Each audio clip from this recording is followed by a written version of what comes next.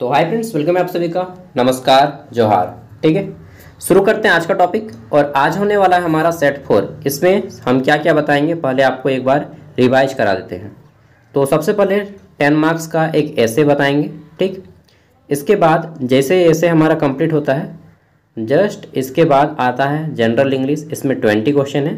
ठीक, Jharkhand civil court assistant 21 सितंबर को जो एग्ज़ाम होने वाला है उनके लिए। ठीक, और इसके बाद हम लोग इंग्लिश के बाद आता है हमारा जस्ट जनरल नॉलेज, जो कि क्वेश्चन नंबर 21 से 50 तक है। ठीक, और जस्ट इसके बाद फिर हम लोग मैथ और रीजनिंग का करेंगे। ठीक है, तो सबसे पहले हम लोग एक बार ऐसे को देख लेते हैं। और इसका पीडीएफ आपको वीडियो के डिस्क्रिप्शन में ऐप का लिंक मिलेगा, उस ऐप में मिल जाएगा। ठीक है, ऐप का नाम है ज्ञान सागर, जो कि प्ले स्टोर में अवेलेबल है और लिंक आपको वीडियो के डिस्क्रिप्शन में दिया जा रहा है। ठीक, 25 रुपया आपका प्राइस है, बस 25 रुपया। हाँ, और 4 साल के लिए यह ऐप आपका फ्री हो जाएगा। ऑल कोर्सेस जितना भी झारखंड में एग्ज़ाम होता है सभी के लिए। चलिए, और झारखंड हाई कोर्ट असिस्टेंट का जितना भी प्रीवियस ईयर पेपर है सब ऐप पे अवेलेबल है, नोट्स विथ वीडियो। एंड अभी तक लगभग 10 या 11 से टोटल अपलोड किया गया है। ठीक है, सब मिला के। चलिए देख लेते हैं। तो यहाँ पे पहला आता है हमारा ऐसे ऑन आर्टिफिशियल इंटेलिजेंस, यानी कि आर्टिफिशियल इंटेलिजेंस पे आपको इंग्लिश में एक ऐसे यहाँ पे लिखा गया है, देख लीजिए। सबसे पहले आता है हमारा इंट्रोडक्शन। आर्टिफिशियल इंटेलिजेंस क्या है, इसके बारे में इंट्रोडक्शन बताया गया है। ठीक, उसके बाद यहाँ पे बेनिफिट्स क्या है आर्टिफिशियल इंटेलिजेंस के, वो बताए गए हैं। ठीक है, बेनिफिट्स ऑफ आर्टिफिशियल इंटेलिजेंस। तो यहाँ पे बेनिफिट्स है, क्या क्या लाभ होते हैं इससे। ठीक है, तो आज देखिए हर क्षेत्र में, चाहे मेडिकल हो, चाहे साइंस हो, चाहे एजुकेशन हो, चाहे फोर्स हो, ठीक है, मिलिट्री हो, हर क्षेत्र में एआई का प्रयोग किया जा रहा है। अगला आ जाता है हमारा हार्मफुल क्या है, harmful aspects of artificial intelligence. ये जान लेना है कि देखिए प्रत्येक चीज़ की अच्छाई भी होती है। शादी करते हैं, इन्जॉय होता है, तो कुछ कुछ प्रॉब्लम्स भी होता है ना। तो सेम उसी तरह से है कि अच्छाई के साथ साथ बुराई भी आती है। फिर आपका कंक्लूजन आता है कि AI is both a boon and challenge for humanity. तो डिपेंड इस पे करता है कि माचिस है, आप इसमें आग खाना बनाएंगे या फिर आप इसे में जलाएंगे। ठीक है, वो आप पे डिपेंड करता है। फिर हिंदी में भी दे दिया गया है ताकि सब कुछ समझने में आपको आसानी हो। ठीक, उसके बाद हम लोग इंग्लिश को बाद में करेंगे, पहले हम लोग जीके का करेंगे। और आप ही के बेसिस पे, आपके डिमांड पे बनाया गया है पेपर को कि देखिए इंग्लिश हिंदी सब में है भाई, आसानी से समझो, एक जरा सा भी किसी को दिक्कत नहीं होगा। खास तौर पे मेरा टारगेट हिंदी मीडियम स्टूडेंट। ठीक है, प्रॉब्लम होना नहीं चाहिए बॉस। ठीक है, हिंदी और इंग्लिश दोनों में दे दिया है ताकि यार एक एक वर्ड का आप इंग्लिश पकड़ पाएँ। चलिए, और ख़ुद मैं अभी आपके साथ करूँगा, पहले हम लोग जीके को कर लेते हैं। ठीक, तो क्वेश्चन नंबर 21 तारीख को जो एग्ज़ाम होगा, कल आपका एडमिट कार्ड आ जाएगा। जैसे ही आएगा, कैसे डाउनलोड करना है सब बता दूंगा, मोबाइल से हो जाएगा सब कुछ। ठीक है, यहाँ पे देखिए 2 घंटा टाइमिंग दिया जाएगा, 11 से 1 बजे के बीच में एग्ज़ाम होगा। ठीक है, और ऑफलाइन एग्ज़ाम हुआ था हाई कोर्ट असिस्टेंट का, तो मे भी इसका भी एग्ज़ाम ऑफलाइन ही होगा। ठीक है, क्वेश्चन नंबर 21 से 50 तक आपका जीके आएगा। तो इसमें देख लेते हैं जीके का क्वेश्चन सेट 2। यहाँ पर आता है हमारा पहला क्वेश्चन। ठीक है, अगर आपके सामने कॉपी पेन होगा तो नोट करते चलिएगा। पहला क्वेश्चन है, 2025 में भारत के मुख्य न्यायाधीश CJI कौन है। ठीक है, तो भारत के वर्तमान मुख्य न्यायाधीश जो हैं कौन है, तो आपने देखा है क्या बोलते हैं उसको, पंचायत वेब सीरीज में एक नाम है भूषण बनराकस। ठीक है, तो उसी से नाम याद रखे हैं, जस्टिस भूषण रामकृष्ण गवई। ठीक है, तो उससे मैंने नाम याद रखा है इनका। ठीक है, तो chief justice of India, Bharat के सर्वोच्च न्यायालय के मुख्य न्यायाधीश कौन है, जस्टिस भूषण रामकृष्ण गवई। ये कितने रैंक के हैं, तो ये 52 नंबर पे आते हैं, 52nd रैंक इनका है। इससे पहले थे संजीव खन्ना 51st रैंक के। ठीक है, और उससे पहले थे DY चंद्रचूड़ 50 रैंक के। चलिए आगे देख लेते हैं। अगला आता है हमारा यहाँ पे 22 नंबर क्वेश्चन, इंग्लिश हिंदी जिसमें आप कंफर्टेबल हैं आप उसमें पढ़ाई करें। ठीक है, लेकिन मैं कहूँगा इंग्लिश को ही प्रेफर करें, क्योंकि इंग्लिश में ही आपका मतलब प्रेफर इसी को किया जाता है। गलत रहेगा क्वेश्चन तो इंग्लिश को ही। Which state has become the first in India to implement क्या है, यूनिफॉर्म सिविल कोड। ठीक है। तो यूनिफॉर्म सिविल कोड को समान नागरिक संहिता को लागू करने वाला भारत का पहला राज्य कौन बन गया है?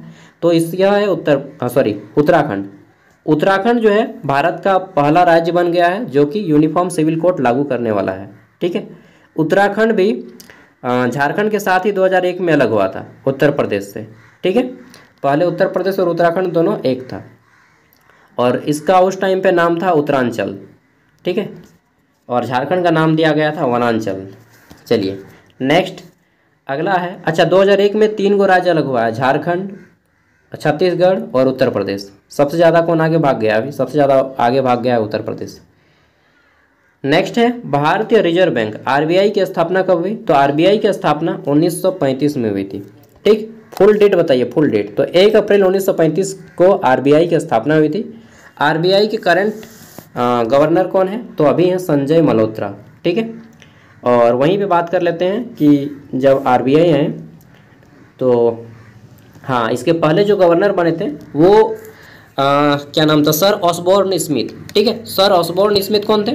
तो सर ऑसबोर्न स्मिथ एक इंडियन नहीं थे, वो एक थे ऑस्ट्रेलिया के थे। ठीक है, ऑस्ट्रेलियन थे। तो फर्स्ट जो थे सर ऑसबोर्न स्मिथ, ये एक ऑस्ट्रेलियन थे। ठीक है। तो पहले भारतीय कौन बने? क्या नाम था? जमनालाल द्वारिका नाम इस तरह जो है याद नहीं आ रहा है। ठीक है। हाँ, चिंतामन, इनके आरबीआई के प्रथम भारतीय गवर्नर कौन थे? चिंतामन द्वारिकानाथ देशमुख। ठीक है। आरबीआई के प्रथम भारतीय गवर्नर जनरल रहे थे। और वर्तमान में कौन है? तो वर्तमान में है संजय मल्होत्रा। जस्टिस बोल देते हैं यार। नेक्स्ट आता है हमारा, देखिए मैं एक्स्ट्रा नॉलेज देता जा रहा हूँ, उसको आप नोट करते चलिएगा। उसको नोट्स देख के नहीं बल्कि वीडियो देखने से ही पता चलेगा। अगला है आरबीआई के वर्तमान गवर्नर कौन है? तो ये जो है थोड़ा सा मैंने डेटा को गलत छाप दिया। इसका राइट आंसर हो जाएगा शक्तिकांत दास नहीं होगा, राइट आंसर संजय मल्होत्रा। ठीक है। रात को जब टाइप कर रहा था उसी टाइम पे हमको लगा कि यार एक बार एडिट कर लिया था, लेकिन बहुत रात हो गया था, 12:30 बज गया था रात बनाते बनाते, तो सो गए। फिर सोचे सुबह को करेंगे और फिर भूल गए। चलिए कोई बात नहीं, यहाँ पे आपको बोल दिया।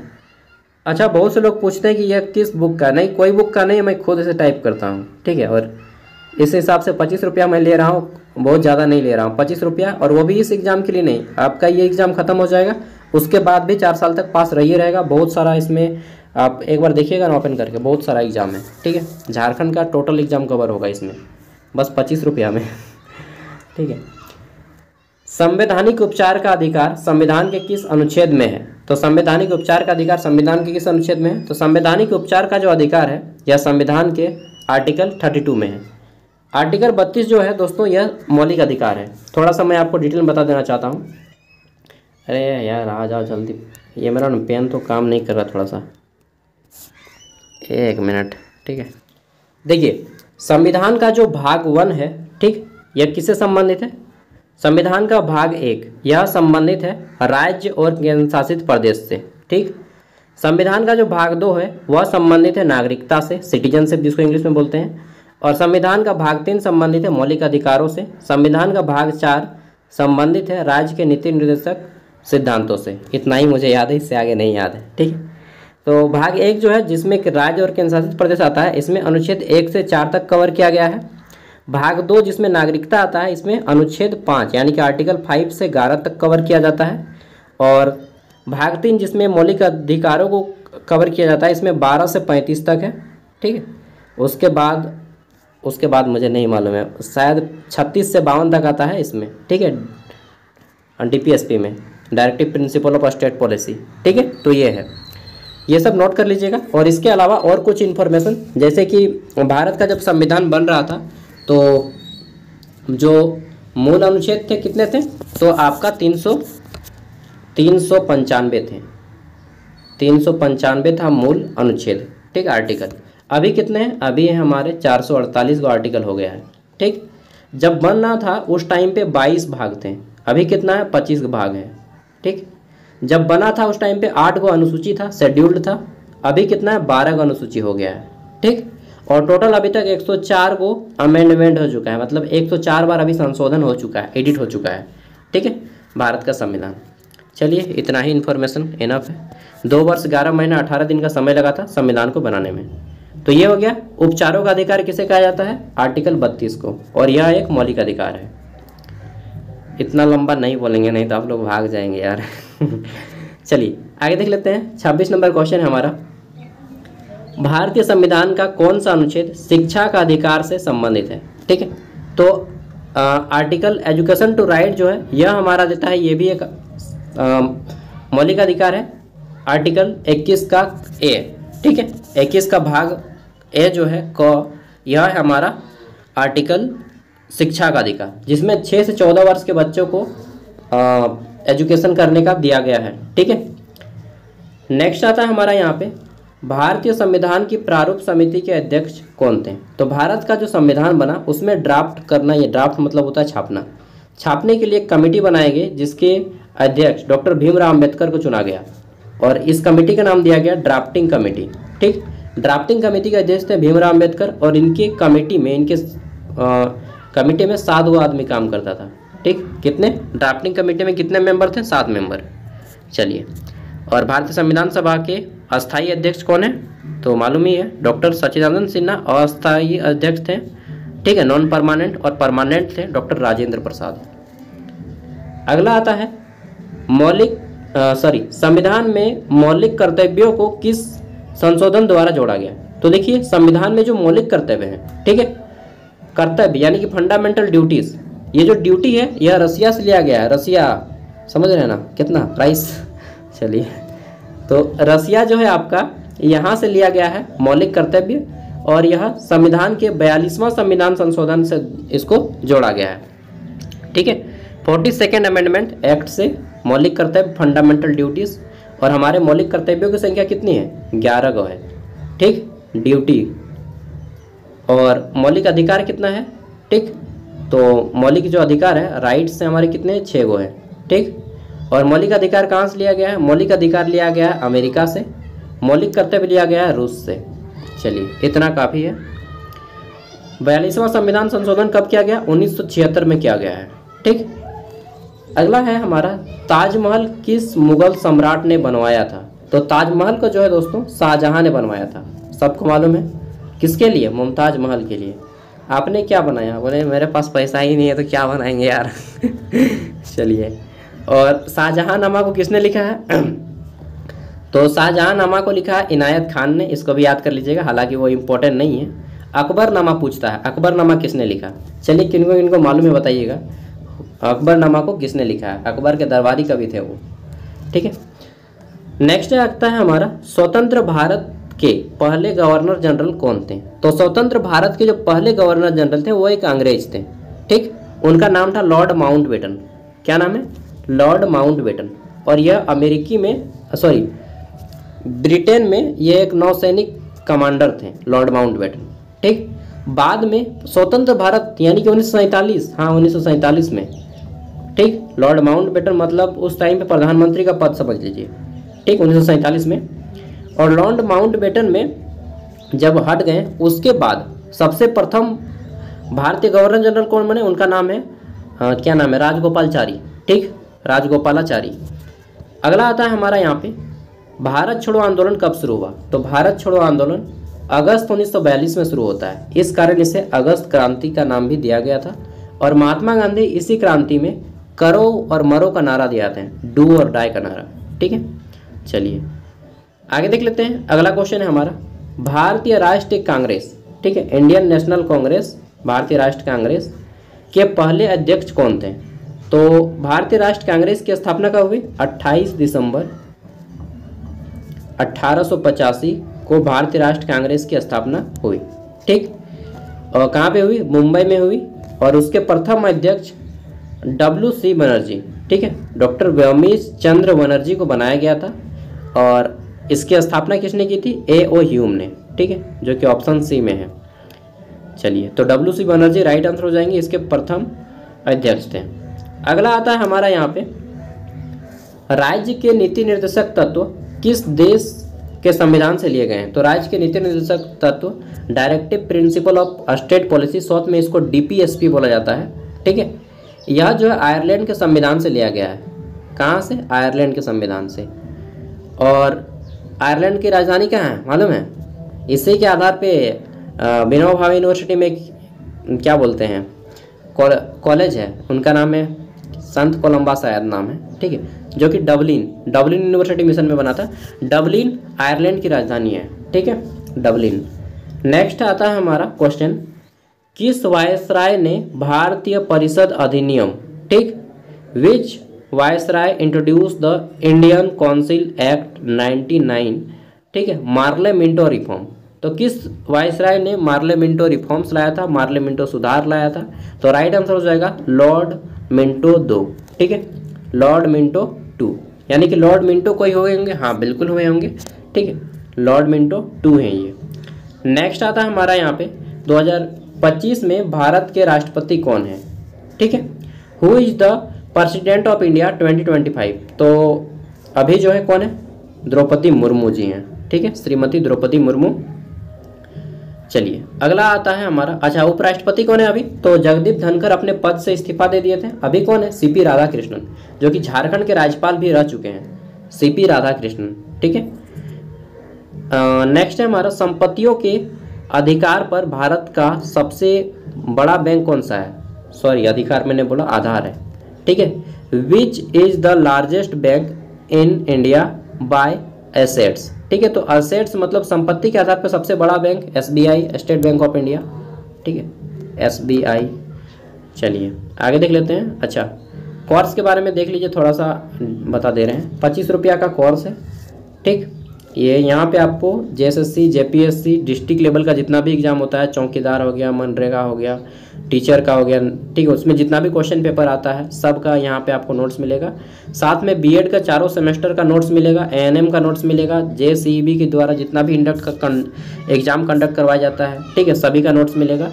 इसके अलावा झारखंड हाईकोर्ट का अभी स्पेशल चल रहा है, ठीक है। सब कितना साल के लिए? This course is valid for 4 year, ठीक।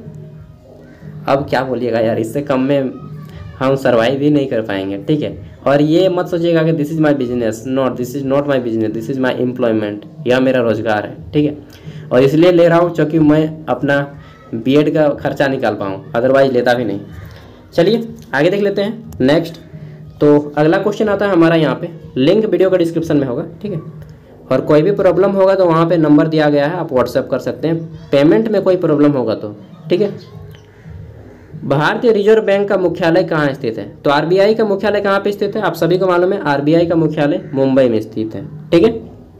आरबीआई के बारे में क्वेश्चन इस बार झारखंड हाईकोर्ट असिस्टेंट में 3 गो आया था, तो आपको ध्यान देना है, इसमें क्वेश्चन पूछे जा रहे हैं आरबीआई से। अगला है, अच्छा एक बात और बता देता हूँ, आरबीआई जो है बैंकों का बैंक कहा जाता है, यानी कि यह जो बैंक है यह नेशनलाइज करता है, बहुत सारे बैंकों को राष्ट्रीयकृत बनाता है। तो प्रथम बार 1969 में 1969 में बैंकों का राष्ट्रीयकरण किया गया, ठीक। कितने बैंकों का? तो 14 बैंकों का राष्ट्रीयकरण किया गया, ठीक है। 14 बैंक्स का जो है नेशनलाइजेशन किया गया, और वर्तमान में नेशनलाइज्ड बैंक यानी कि राष्ट्रीयकृत बैंक 12 गो है, ठीक है। आपको कई गो याद है?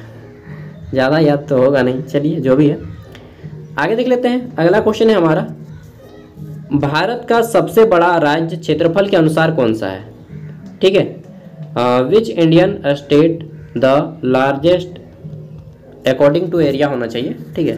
तो एरिया कौन आता है हमारा? राजस्थान। और वहीं अगर पूछ ले कि 2001 से पहले भारत का सबसे बड़ा राज्य कौन था क्षेत्रफल के आधार पे, तो वो राजस्थान नहीं होगा, उस टाइम पे हो जाएगा हमारा कौन? मध्य प्रदेश, क्योंकि मध्य प्रदेश में 2001 के बाद जो है छत्तीसगढ़ अलग हो गया ना, नहीं तो मध्य प्रदेश सबसे बड़ा राज्य था क्षेत्रफल के आधार पे, ठीक है। चलिए अगला आता है 39 नंबर, भारत की संसद में कितने सदन होते हैं? तो भारत की संसद में 2 सदन होते हैं, लोकसभा, राज्यसभा, ठीक है। कहाँ गया ये 2 सदन? लोकसभा को निम्न सदन और राज्यसभा को उच्च सदन कहा जाता है। पावर या अथॉरिटी किसके पास सबसे ज़्यादा है? लोकसभा के पास। धन विधेयक कहाँ से पारित होता है? लोकसभा के पास। वर्तमान लोकसभा अध्यक्ष कौन है? ओम बिरला। सबसे पहले लोकसभा अध्यक्ष कौन थे? तो सॉरी मैंने बोल रहा था कि किना नाम लायो कर, गणेश वासुदेव मावलंकर नाम लायो कर, ठीक है। 14 देखिए आगे की बोटे, तो एक क्वेश्चन बोटे ना, क्वेश्चन नंबर 40, पानीपत, पहली पानीपत की लड़ाई कब हुई? The first battle of Panipat was fought. तो देखिए प्रथम पानीपत की युद्ध होता है 1526 में, दूसरा 1556 में, तीसरा 1761 में। पानीपत की 3 लड़ाई होती है, 1526, 56 और 1761। तो 1526 इसका राइट आंसर हो जाएगा। पहली लड़ाई 1526 में, ठीक है। किसने? तो बाबर ने इब्राहिम लोदी को हराया था। इब्राहिम लोदी दिल्ली सल्तनत पे शासन करता था, उसको मार भगाया और बाबर ने मुगल साम्राज्य की स्थापना की, मुगल सल्तनत की, ठीक है।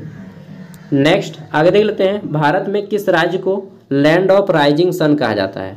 Which state is known as land of rising sun in India? तो देखिए लैंड ऑफ राइजिंग सन यानी कि सूर्य के सबसे पहला आपको यहीं पे उगता हुआ दिखे को मिलेगा, अरुणाचल प्रदेश, ठीक है। अरुणाचल प्रदेश में सबसे पूर्वी छोर भी है जिसको हम लोग क्या बोलते हैं? दिक्कू, ठीक है। आगे देख लेते हैं नेक्स्ट। और अरुणाचल प्रदेश में एक नया हवाई अड्डा का ओपनिंग हुआ है, मैं नाम भूल रहा हूँ, क्या जो नाम है इसका, थोड़ा अजीब सा नाम है, ठीक है, उसको याद कर लीजिएगा क्योंकि क्वेश्चन में कई बार आ चुका है। नेक्स्ट हमारा क्वेश्चन है, भारतीय रुपये चिन्ह कब अपनाया गया? ये जो रुपया का साइन है कब अपनाया गया था आपको मालूम है? 2010 में, ठीक है। और क्या नाम था उनका, जो IIT बॉम्बे से पढ़े थे यार, क्या नाम है उनका? हाँ, उदय कुमार, ठीक है। उदय कुमार ने इसको दिया था 2010 में, इंडियन रुपीज़ का जो साइन है ये वाला, ठीक, उदय कुमार ने बनाया था और ये IIT बॉम्बे PG स्टूडेंट थे। चलिए नेक्स्ट देख लेते हैं। अगला आता है हमारा क्वेश्चन कि अच्छा आप कभी NIT या IIT में जाइएगा। जब मैं NIT में जॉब करता था, NIT जमशेदपुर में, ठीक है, तो फर्स्ट टाइम मैं जब जूनियर लोग था तो सब कोई बोल रहा है सर सर। हम बोले यार सर काहे बोल रहे हैं भैया? बोली तो बोलता है नहीं हम लोग का यहाँ पे रूल है कि जो भी सीनियर स्टूडेंट रहेंगे उसको सर बोलेंगे। हम बोले यार गजब का रूल है, ठीक है। तो मुझे भी बोलना पड़ता था सर सीनियर को। IIT वगैरह में बहुत अच्छा रूल होता है, ठीक है, लेकिन रैगिंग भी होता है यार। मेरा रात को ही रैगिंग कर दिया था उन लोगों ने मेरा पसीना छूट गया था। चलिए, नोबेल पुरस्कार जीतने वाली पहली भारतीय महिला कौन थी? ठीक है, who was the first Indian women to win Nobel prize? तो देखिए नोबेल पुरस्कार जीतने वाली प्रथम भारतीय महिला की अगर बात करें तो मदर टेरेसा होंगी, जिनको शांति के क्षेत्र में दिया गया था नोबेल पुरस्कार, ठीक है। और व्यक्ति में सबसे पहले दिया गया रविन्द्रनाथ टैगोर को, जो कि गीतांजलि था उनका लेख साहित्य के क्षेत्र में 1913, ठीक है। और इनको जो मिला है नोबेल पुरस्कार, इनको कब मिला है इनका, चलिए इनका याद नहीं है मुझे, ठीक है, कब मिला मदर टेरेसा को एक बार देख लीजिएगा, शायद 1969 था। चलिए, केंद्रीय बजट 2025 किस वित्त मंत्री द्वारा प्रस्तुत किया गया? तो केंद्रीय बजट वित्त मंत्री अभी कौन है? हमारे फाइनेंस मिनिस्टर। तो हमारे फाइनेंस मिनिस्टर हैं निर्मला सीतारमण, ठीक है। Option C is the right answer. आगे देख लेते हैं, अगला क्वेश्चन आता है हमारा 45 नंबर। 2025 में भारत के उपराष्ट्रपति कौन है? ठीक है, तो 2025 में भारत के उपराष्ट्रपति कौन है? चेंज हो गए हैं, जगदीप धनखड़ आएगा। तो अगर ऑप्शन में कुछ भी नहीं रहे तो जगदीप धनखड़ ही मारना है, लेकिन अगर जगदीप धनखड़ के जगह पे CP राधाकृष्णन आ जाए तो आपको CP राधाकृष्णन मारना है, ठीक है।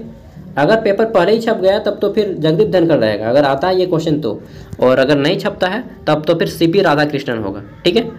चलिए आगे देख लेते हैं। नेक्स्ट क्वेश्चन है हमारा रेपो रेट, इकोनॉमिक्स का क्वेश्चन है, ठीक है। The term repo rate is related to, तो देखिए रेपो रेट होता है और एक होता है रिवर्स रेपो रेट।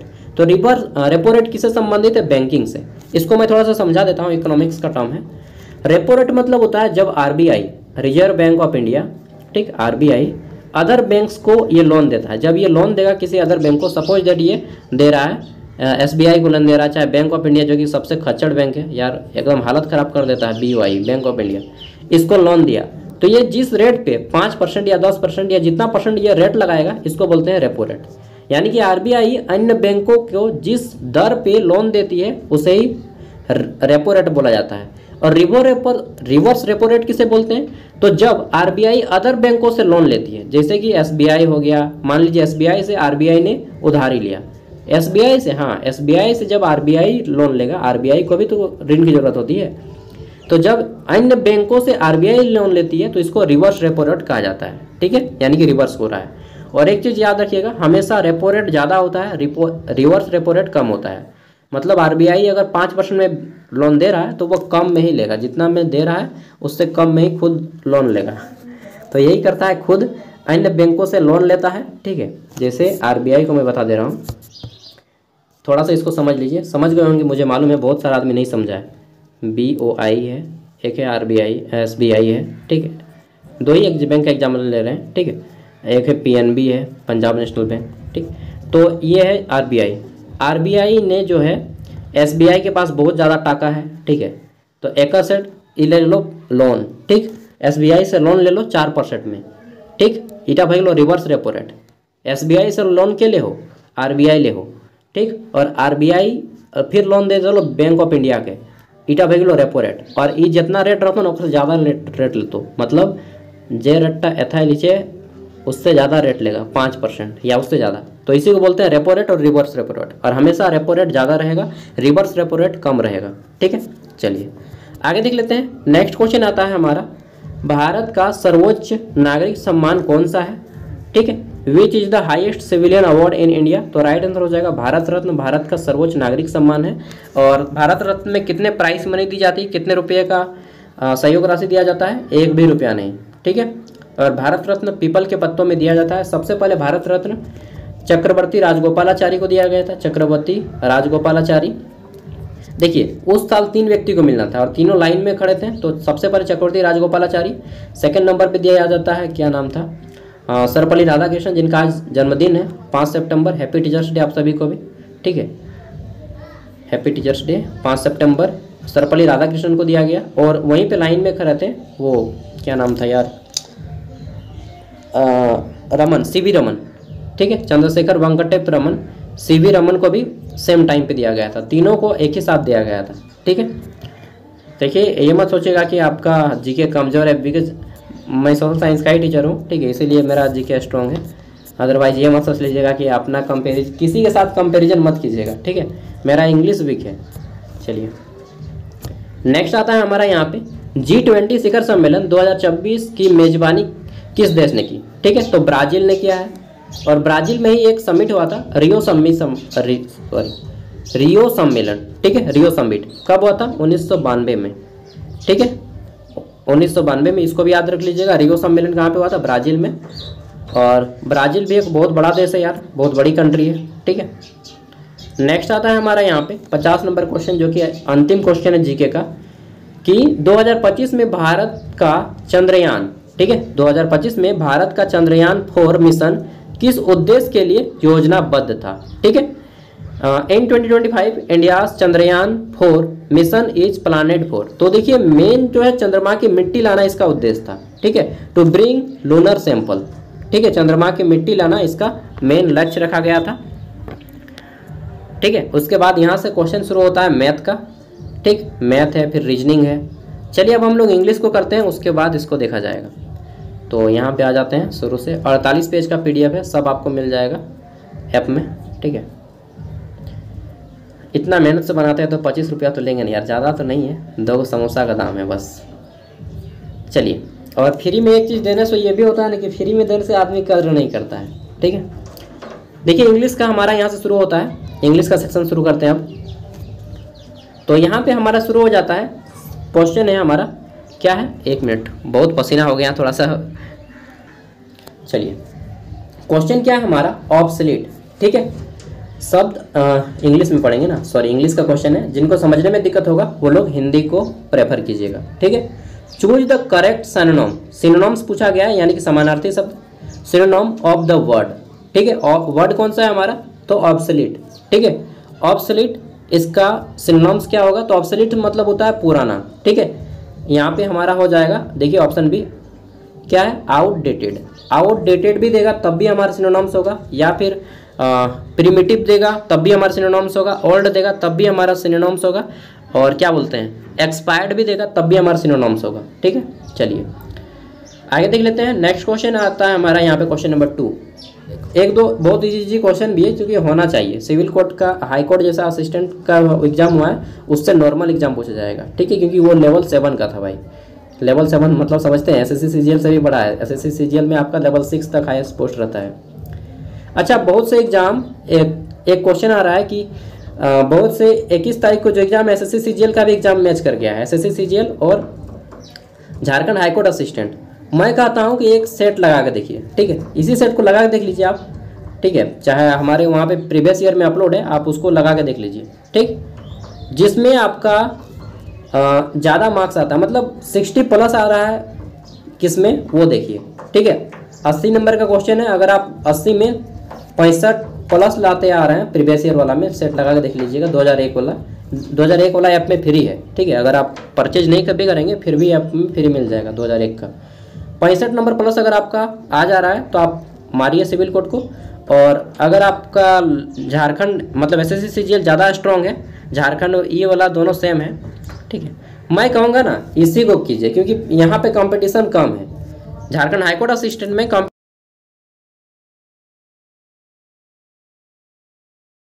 तो अब आपकी मर्जी। पहला तो वही है कि सेट लगा के देखिए, और दूसरा ये है कि आपका जहाँ पे इंटरेस्ट हो।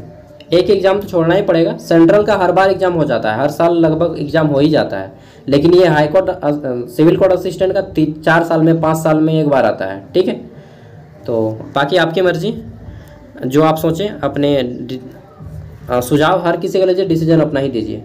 अगला है सी बाउट डैश अम्ब्रेला। तो देखिए अम्ब्रेला का यू जो वर्ड है ये क्या है, तो वोवेल वर्ड है, तो हमारा एन हो जाएगा, सी बाउट एन अम्ब्रेला हो जाएगा, ठीक है। बहुत इजी क्वेश्चन है कि उसने एक छाता खरीदा, ठीक है। अगला क्वेश्चन आता है हमारा यहाँ पे। क्वेश्चन क्या है, they are watching a movie, ठीक है, वे एक फिल्म देख रहे हैं। इसको बोला गया है चेंज इनटू पैसिव वॉइस। तो देखिए यहाँ से हमारा कटेगा कि अ मूवी, ठीक है, a movie is being watched bye them, जो कि ऑप्शन बी में है, अ मूवी, ठीक है, a movie is being watched bye them, ये ऑप्शन राइट आंसर हो जाएगा, ठीक है। पैसिव वॉइस से क्वेश्चन आया था, आपको मालूम होगा। अगला क्वेश्चन आता है हमारा एंटोनॉम्स से। एंटोनॉम्स में क्या पूछा जा रहा है कि जेनेरियस, ठीक है, जेनेरियस का विलोम शब्द क्या होता है, तो जेनेरियस मतलब होता है उदार व्यक्ति। क्या होता है, उदार व्यक्ति, ठीक है, जो थोड़ा सा होता है ना दिलदार व्यक्ति जिसको बोलते हैं कि चलो यार दोस्त के ही लिए सब कुछ है, हाँ, तो आराम से वो खर्चा उर्चा करा देता है थोड़ा सा, तो वो दिलदार व्यक्ति बोलते हैं जेनेरियस। और एक होता है माइजर, माइजर जिसको हम लोग क्या बोलते हैं, तो टिंग्स बोलते हैं, ठीक है, कंजूस। तो इसका उल्टा क्या हो जाएगा, टिंग, ठीक है, या टिंजी बोलिए या टिंज बोलिए। चलिए नेक्स्ट देख लेते हैं। अगला आता है हमारा यहाँ पे क्वेश्चन नंबर 5, और इसमें इडियम पूछा गया है, मतलब इडियम्स, ठीक है, तो मुहावरा है, ठीक है। हमारा वर्ड है टू टर्न और डीप हियर, ठीक है, टू टर्न और डीप हियर। डीप मतलब सुनने से ही लगता है कि बहरा व्यक्ति जो नज़रअंदाज कर रहा है बातों को, ठीक है। एक होता है ना अनसुना कर देना बात को, किसी काम को बोलिएगा तो वो अनसुना कर देता है, सेम उसी टाइप से, ठीक है। तो वैसे को बोला जाता है अनसुना करना, टू टर्न और deaf ear, that means to ignore, ठीक है, इग्नोर। जब आपको इग्नोर करने लगे तो समझ ले जा बेटा कि खेल हो गया है, कोई खेल कर दिया है वहाँ पे, ठीक है, आपका काम नहीं चलने वाला है। चलिए, तो इग्नोर का दो ही मतलब नहीं, केवल एक ही मतलब होता है, ठीक है, कि बेटर मिल गया है। चलिए नेक्स्ट यहाँ पे क्वेश्चन है, क्या है ये वाला, चूज द करेक्ट स्पेलिंग। तो करेक्ट स्पेलिंग पूछा गया है एकोमोडेशन, ACCOMMODATION, एकोमोडेशन। एकोमोडेशन मतलब होता है निवास स्थान या फिर रहने का जगह।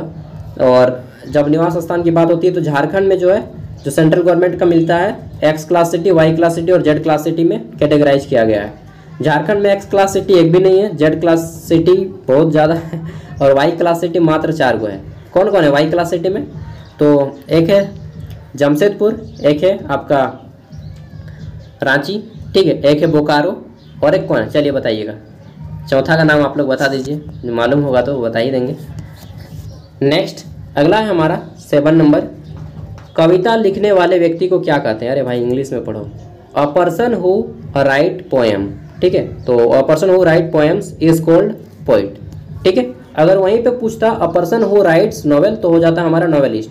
वहीं पे पूछ देता कि अ पर्सन हु राइट्स, केवल यही इतना ही तक पूछता कि अ पर्सन हु राइट्स, तो एक व्यक्ति जो लिखता है तो तब हमारा होता है हमारा राइटर या फिर ऑथर, ठीक है। तो पोएम पूछ रहा है तो पोएट होगा। मतलब सिंगल क्वेश्चन से आपको ये सारे क्वेश्चन समझ में आ गए होंगे। नेक्स्ट क्वेश्चन है यहाँ पे चेंज इनटू इनडायरेक्ट स्पीच। तो डायरेक्ट स्पीच, इनडायरेक्ट स्पीच पढ़े होंगे आपने। तो क्वेश्चन है हमारा he said I am happy, उसने कहा मैं खुश हूँ, ठीक है। तो इसको चेंज कीजिए इनडायरेक्ट स्पीच में कि he said that I was हो जाएगा, कहाँ गया, he said that I was, he said that he was happy, ठीक है, सॉरी आई वाज नहीं, he said that he was happy, option B इसका राइट आंसर हो जाएगा। नेक्स्ट आता है अगला क्वेश्चन हमारा, question number 9, fill in the blanks with suitable preposition. ठीक है, तो यहाँ पे प्रीपोजिशन ए एंड द आपको पढ़ के जाना है थोड़ा सा। He is good these mathematics, तो देखिए जब भी आपको कोई सब्जेक्ट या कोई स्किल दे दे, ठीक है, he is good at running, ठीक है, वगैरह वगैरह, तो यहाँ पे आपको एट लगाना है। किसका प्रयोग कीजिएगा? एट, ठीक है, वह मैथ में अच्छा है, गणित में अच्छा है। ठीक है, चलिए आगे देख लेते हैं। लेकिन इस बार जो झारखंड हाईकोर्ट असिस्टेंट में मैथ गजब का पूछा यार, बहुत ज़्यादा थोड़ा सा टफ लेवल कर दिया था ना। जीके का लेवल तो बहुत नॉर्मल था, मैथ का लेवल थोड़ा सा टफ था, इंग्लिश भी नॉर्मल लेवल का ही था। चलिए आगे देख लेते हैं। क्वेश्चन है हमारा 10 नंबर, ब्रेव का पर्यायवाची क्या होगा? तो देखिए सबको मालूम है कि ब्रेव मतलब क्या होता है? बहादुर। तो इसका सिनोनिम्स पूछा गया है, तो इसका हो जाएगा हमारा क्या? तो एक मिनट लो, बोल के ना माथा तो दर्द करने लगा मेरा। ये हो जाएगा हमारा कोरेज से बना है कोरेजियस। कोरेज मतलब होता है साहस, तो कोरेजियस हो जाएगा राइट आंसर। ठीक है, ब्रेव बहादुर बोलिए चाहे साहसी बोलिए, जो भी बोलना है। आगे देख लेते हैं नेक्स्ट 11 नंबर क्वेश्चन, और इसमें क्या पूछा गया है? इसमें पूछा गया एंटोनॉम्स। ठीक है, किसका? तो आर्टिफिशियल। आर्टिफिशियल मतलब होता है बनावटी, ठीक, या कृत्रिम, जो भी बोलिए। तो आर्टिफिशियल जिसका मतलब हमने खुद बनाया है, मनुष्य ने बनाया है, तो इसका राइट आंसर हो जाएगा नेचुरल। कहाँ गया? नेचुरल, प्राकृतिक, और हिंदी में बोलते हैं नैसर्गिक या प्राकृतिक, जो भी बोलिएगा। ठीक है, नेक्स्ट है हमारा अगला क्वेश्चन 12 नंबर। क्वेश्चन क्या है कि she dash in Delhi for 5 years. ठीक है, तो यहाँ पे करेक्ट टेंस देना है, टेंस से क्वेश्चन आ सकता है। तो सी वह 5 साल से दिल्ली में रह रही है, तो राइट आंसर हो जाएगा सी हैज़ लिव्ड, ठीक है, इन दिल्ली फॉर 5 ईयर्स। और जो व्यक्ति दिल्ली में रह लेगा ना, वो झारखंड में फिर रहने नहीं खोजेगा। ठीक है, और ख़ास तौर पे उसको गांव में ला के रखो 1 महीना। ठीक है, जब लाइन कटेगा 2-3 दिन तक लाइन नहीं रहता है ना, तो बोलेगा यार मैं किस ज़माने में आ गया। नेक्स्ट आता है हमारा यहाँ पे, choose the correct passive form. ठीक है, they will complete the work. ठीक है, वे जो है काम पूरा करेंगे, किए नहीं है, काम पूरा करेंगे। तो यहाँ पे करेक्ट पैसिव वॉइस आपको चुनना है।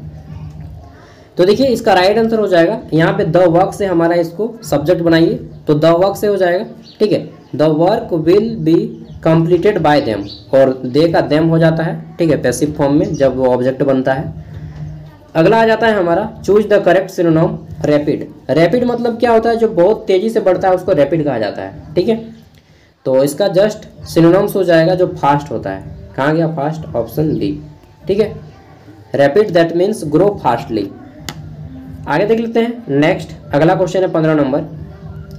तो एंटोनम्स पूछा गया विक्ट्री का। ठीक है, तो विक्टोरी मतलब होता है विजेता या विजय, जिसको विन भी बोलते हैं। ठीक है, तो इसका उल्टा क्या हो जाएगा? हार, और हार को क्या बोलते हैं? तो डेप्ट। ठीक है, ये हमारा राइट आंसर हो जाएगा डेप्ट, हार।